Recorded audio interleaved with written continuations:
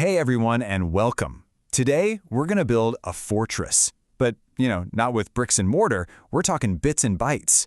We are diving headfirst into cybersecurity, and together, we're going to draft the blueprint for your very own digital fortress. So what is cybersecurity really? At its heart, it's all about protecting our digital world. But look, it's not just about some fancy software or super complex code. Real security is actually a mix of three things: the right people, smart processes, and the right technology, all working together to keep our digital lives safe. Which, of course, brings us to the big question. We live in a world of non-stop connection, right? Endless clicks, everything's in the cloud. So why is building this digital fortress more critical right now than it has ever been before? Well, to answer that, we've got to start with the foundation. So in our first section, we're defining the digital shield by really digging into the fundamental why behind all of this. The number one reason?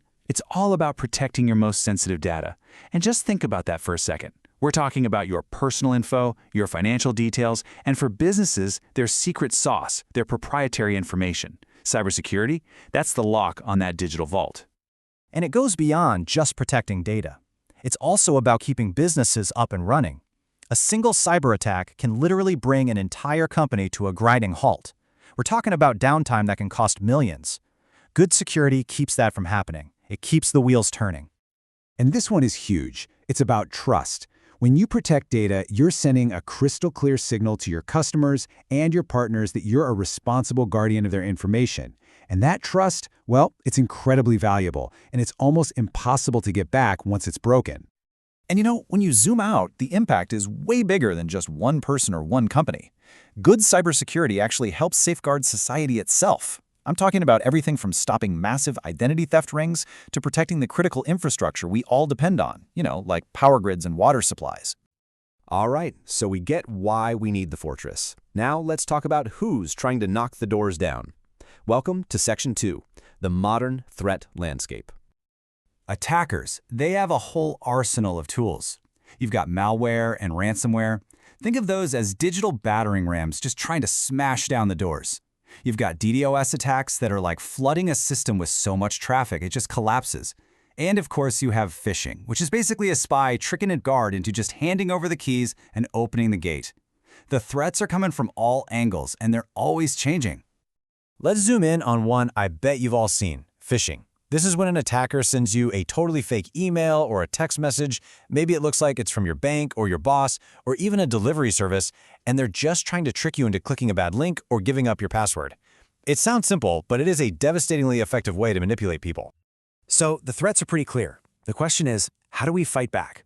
Well, that brings us to our strategic blueprint. Section 3, the principles of digital defense. The old way of thinking about security was basically like building one giant wall around your castle. The problem? Well, once an attacker got over that one wall, they had free reign inside.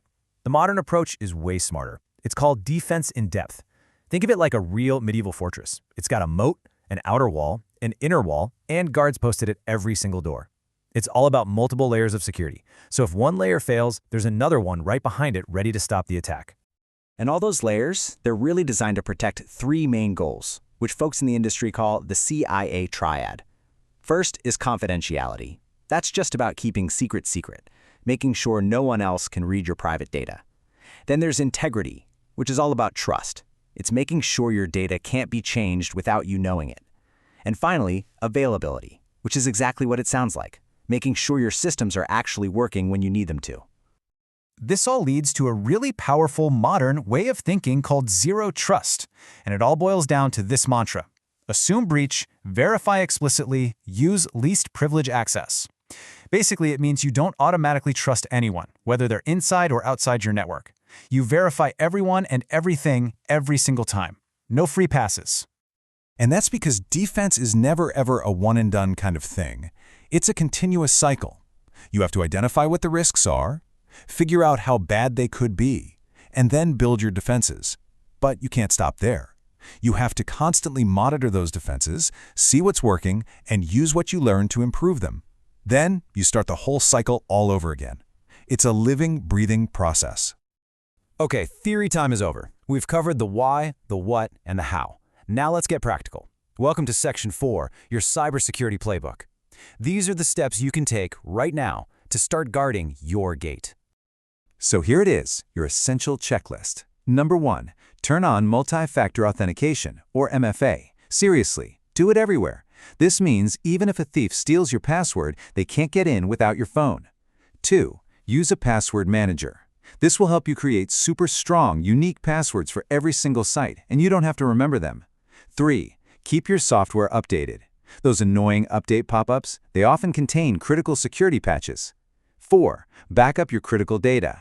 That way, a ransomware attack can't hold your precious files hostage.